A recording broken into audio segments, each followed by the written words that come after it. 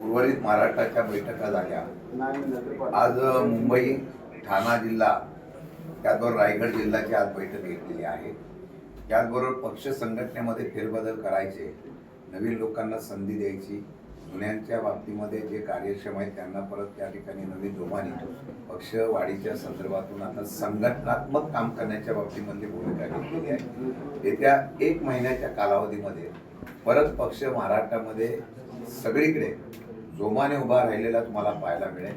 जे पक्षाच्या पदाचा फक्त पद घेतलेलं आहे पण कार्यरत नसतील त्यांना बदलून पक्षाच्या माध्यमातून चळवळीतून आता आंदोलनाची भूमिका घेऊन घेणारे कार्यकर्ते हे उभे करणार आहोत। तसंच 2029 विजन डोळ्यासमोर ठेवून त्या ताकदीचा असलेला पदाधिकारी यांना आजपासूनच अशा प्रकारे ताकद देऊन पुढे वाटचाल करण्याची दिशा ही आम्ही ठरवतोय।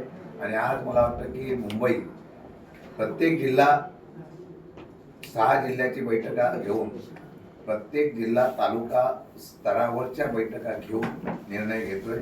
ठाणा जिल्हा ग्रामीणच्या बाबतीमध्ये सुद्धा आज निर्णय झालेला आहे। आज उल्हासनगरमध्ये सुद्धा एक पदाधिकाऱ्यांनी अहुजा म्हणून आहे त्यांनी प्रवेश केलेला आहे। त्यांनी भविष्यकाळामध्ये पक्ष संघटना मजबूतीने बांधण्याच्या संदर्भातली भूमिका नाही तसे तपासे आणि आम्ही सगळ्यांनी घेतलेली आहे। असे अनेक लोक आज पक्षाची जबाबदारी घेऊन काम करण्यासाठी तयार आहोत। तशा प्रकारचा आढावा चालू आहे। आज मिसिंग लिंकचं उद्घाटन झालं, मात्र आजच त्या कोरोनाच्या घाटामध्ये 3 ते 4 तास लोक अडकल्याचं पाहायला मिळालं। प्रचंड वाहतूक समस्येचा ताण सहन करावा लागला होता। सुप्रिया सुळे देखील त्या वाहतूक कोंडीत आज सुप्रियाताई आम्ही सगळेजण महाराष्ट्र दिनाच्या माध्यमातून हुतात्मा चौकावर अभिवादन करण्यासाठी एकत्र येणार होतो, वंदन करण्यासाठी येणार होतो। पण ताई 3 तास त्या असलेल्या ट्रॅफिकमध्ये अडकलेलं आहे। खरं म्हणतं ते सरकार इव्हेंट सरकार आहे। मागेही सुद्धा सांगितलं होतं काम केल्यानंतर त्या कामाचं श्रेय घेण्याच्या बाबतीमध्ये चढावड करणारे सरकार आहे। म्हणजे आम्ही किती लवकर या ठिकाणी प्रवास सुखकर केला असं दाखवतात। मी एका सभागृहामध्ये सांगितलं होतं, मला चर्चा करताना एकाने सांगितलं होतं अटल सेतूवरून तुम्ही किती त्रासात येत आहे, किती लवकर येत आहे, फ्रीवरून किती लवकर येत आहे। म्हणून लवकर येताना मी तिथून लवकर येतो, नंतर पुढे जाताना 1.5 तास जातात, त्याचं काय। म्हणजे आता फक्त या कामाचं श्रेय घ्यायचं आणि आम्ही कसं काम केलं यासाठी सामान्य जनतेला जो त्रास होतोय ते आता श्रीलिंगच्या अल्पेला उद्घाटनाच्या निमित्ताने पाहायला मिळाला। परंतु ह्या एकीकडे मिसिंग लिंकचं उद्घाटन होतंय, परंतु या राज्यामध्ये खरा इन्फ्रामॅन कोण यावरती देखील अनेक प्रश्नचिन्ह उपस्थित होतात आहेत। अनेक ट्विटर वॉर्स होताना पाहायला मिळत आहेत। एकनाथ शिंदे 4 दिवसांपूर्वीच याच मिसिंग लिंकची पाहणी करून आले आणि फोटो सेशन करून आले। म्हणजे असं आहे की आज उद्घाटन शासनाच्या वतीने राज्य सरकारच्या वतीने मुख्यमंत्री आणि दोन्ही उपमुख्यमंत्री करणार अशा प्रकारची चर्चा मागे झाली होती। पण तरी सुद्धा हे काम मी केलं हे दाखवण्याच्या संदर्भातून एकनाथ शिंदेनी 4 दिवसापूर्वी त्याची पाहणी दौरा केला आणि त्या प्रकारचं हेच काम मीच केलेलं आहे असं दाखवण्याचं सिद्ध केलेलं आहे किंवा दाखवण्याचा प्रयत्न केलेला आहे। मला वाटतं की आता यांच्यामध्ये अंतर्गत स्पर्धा फार मोठ्या प्रमाणात आहे आणि मी कशी कामं चांगली करतोय अशा प्रकारची स्पर्धा आम्हाला या सर्व गोष्टीतून महाराष्ट्रात पाहायला मिळते। सर, आज सिलेंडर व्यावसायिक सिलेंडरच्या दरात जवळपास 933 रुपयांची वाढ पाहायला मिळते। खरं तर या व्यावसायिक सिलेंडरच्या दरात झालेल्या वाढीमुळे याचे परिणाम जे आहेत ते सर्वसामान्य लोकांना देखील पाहायला मिळणार आहेत, कारण की हॉटेल इंडस्ट्रीजचे जे काही खाद्यपदार्थांचे रेट्स आहेत ते मोठ्या प्रमाणात महागले जातील। नाही, हे महागाईच्या बाबतीमधला विषय हा वेगळाच आहे। माझं तर आजही म्हणणं आहे सरकार सत्य परिस्थिती का लपवत आहे। कोविडच्या कालावधीमध्ये ज्या वेळा असे प्रकार झाले त्यावेळेला सरकारच्या वतीने राज्य सरकार केंद्र सरकारच्या वतीने त्याचं गांभीर्य दाखवण्यात आलं होतं। आजही युद्ध परिस्थितीवर अशा प्रकारच्या परिस्थिती निर्माण होऊ शकते हे लक्षात घेऊन सरकारने ते जाहीर करणं गरजेचं आहे। केंद्र सरकार राज्य सरकार पण दोन्ही सरकार काम आहे की कुठेही तुटवडा पडून देत नाही, कुठेही तुटवडा पडून देत नाही। मग महागाई का वाढते? मग LPG गॅसच्या बाबतीमध्ये, व्यावसायिक गॅसच्या बाबतीमध्ये दर का वाढवले गेले? आजच आम्ही वर्तमानपत्रामध्ये बघितलं कच्च्या तेलाचा परत भाव वाढलेला आहे। त्याचा परिणाम नुसता तेवढ्या पुरतं न होता बाकीच्या सगळ्या व्यवसायावर होतोय आणि त्याचं सरकार लपवतंय हे दुर्दैवाने आहे। माझ्या माहितीप्रमाणे या सर्व गोष्टीच्या संदर्भामध्ये आम्ही कसं या युद्धामध्ये सुद्धा चांगल्या पद्धतीने काम करतोय हे दाखवण्याचा केविलवाना प्रयत्न केंद्र राज्य सरकार करत आहे। मला वाटतं हे चुकीचं आहे आणि जनतेला त्याला सत्य परिस्थिती आता जनतेला कळायला लागली आहे। विधान परिषद निवडणूक सध्या बिनविरोध झाली, तुम्ही देखील खरं तर नुकतेच निवृत्त झालेला आहात. एकीकडं बच्चू कडू यांना आपल्या संघटनेचं प्रमुख पद जे आहे ते असताना देखील थेट शिवसेनेत प्रवेश केला आणि कुठेतरी पक्षाला रामराम करत केवळ आमदारकीसाठी प्रवेश केला, अशा पद्धतीचं सध्या महाराष्ट्रामध्ये चित्र आहे.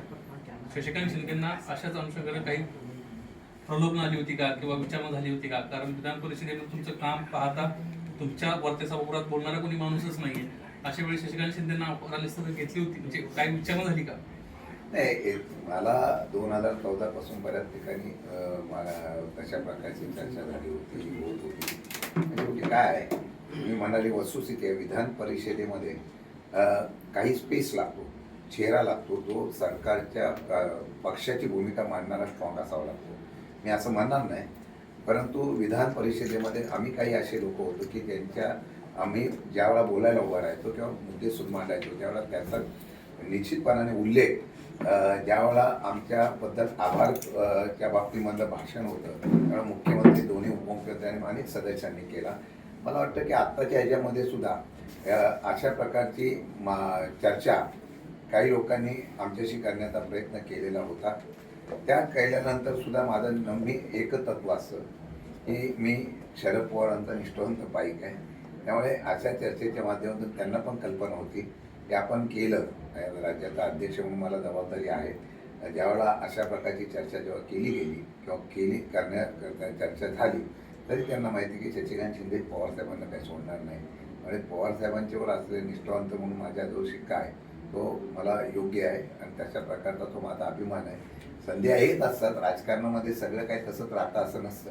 आज ना उद्या बदल होत असतो, त्यावेळेला बदलाच्या वेळेला आपण आज महाराष्ट्रामध्ये एक विरोधी पक्ष म्हणून उभा करण्याच्या बाबतीत मला स्ट्रॉंग पर्याय हा उभा करण्याचा मी प्रयत्न करेन आणि त्या प्रयत्नातून महाराष्ट्र परत एकदा आज एकमेव आहे आणि मला वाटतं छत्रपती शिवाजी महाराज, शाहू फुले आंबेडकरांचा महाराष्ट्र, पुरोगामी महाराष्ट्र उभा करण्यासाठी यशस्वी होऊ आणि 2029ला 100% परिवर्तन होईल अशा प्रकारचा निर्णय घेण्याचा प्रयत्न मी करेन. सुप्रिया सुळेंनी खरं तर एका दिवसापूर्वीच वक्तव्य केलं की पवार विरुद्ध पवार ही लढाई आता बारामतीमध्ये होणार नाही, अशा पद्धतीचं वक्तव्य सुप्रिया सुळेंकडनं होताना पाहायला मिळतंय.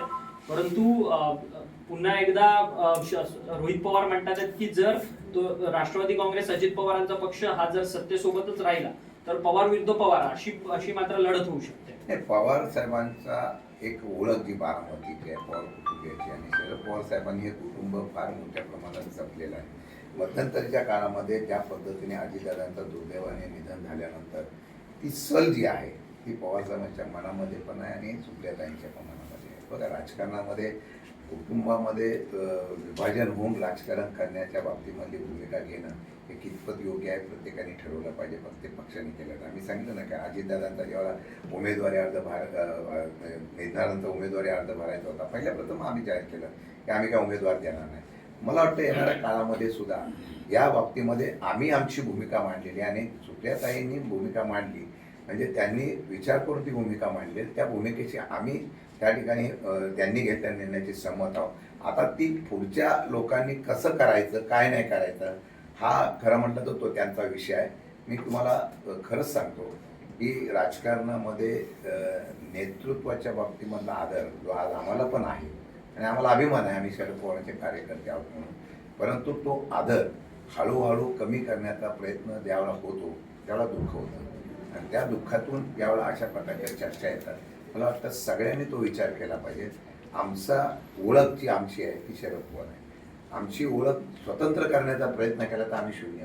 मला वाटतं की तशा प्रकारचा प्रत्येकजण विचार करतील आणि पवार कुटुंब विभाजन होणार नाही अशी मला अपेक्षा आहे. सुप्रिया सुळेंनी हे देखील म्हटलं की विलिनीकरणाचा जो विषय तो माझ्या मनात तरी त्याला फुल स्टॉप लागलेला आहे. आता तुम्ही पक्षाचे प्रदेशाध्यक्ष आहात, पुन्हा अपॉर्च्युनिटी आली किंवा पुन्हा परिस्थिती निर्माण झाली तर अध्यक्ष म्हणून तुम्ही निर्णय घ्याल का? मला एक आताही सांगतो मी, विलिनीकरणाच्या बाबतीमधली चर्चा झाल्यानंतर पक्ष आमचा फार संभ्रमावस्थेमध्ये कार्यकर्ते होतात. म्हणून ताईंनी सांगितल्याप्रमाणे विलिनीकरणाचा विषय आम्ही हात मागेच संपवलेला आहे. याच्यावर परत कोणी काही चर्चा करत असेल, काय करण्याचा प्रयत्न केला असेल, तो एक काळ होता. अजितदादांना खरी श्रद्धांजली द्यायची असती तर त्याच वेळेला सगळ्यांनी पुढाकार घेतला असता. पण काही लोकांच्या मनातच तसं नसेल तर उगीच आपण त्या ठिकाणी विषय चर्चेला आणून आमच्या पक्षाचे आणि आमच्या कार्यकर्त्यांच्या मधले संभ्रम असताना जी शिथिलता आहे ती दूर करणं गरजेचं आहे. कारण मला वाटतं की आम्ही भावना ती व्यक्त केली अजितदादांच्या माध्यमातून असलेल्या श्रद्धांजलीची, की त्यांच्या विचाराला आपण पहिलं पुढाकार घेऊया. परंतु तिथून तशा प्रकारची चर्चा होत नसेल आणि त्यांच्या मनामध्ये काही लोकांच्या, मग सत्तारूढ पक्षाच्या काही लोकांच्या, पक्षाच्या नेत्यांच्या अशा मनामध्ये जर असेल की हे होऊ नये, तर उगीच त्याच्या पद्धतीने करणं कितपत योग्य आहे. म्हणून ताईंनी सांगितलेला विषय खरंच आहे की आम्ही आता पक्ष संघटना मजबूत करून आम्ही कामाला लागलेलो आहोत. विलिनीकरणाचा प्रश्न मागेही तुम्हाला सांगितलं होता अध्यक्ष म्हणून, आता हा थांबलेला आहे, तो थांबवलेला आहे आणि तो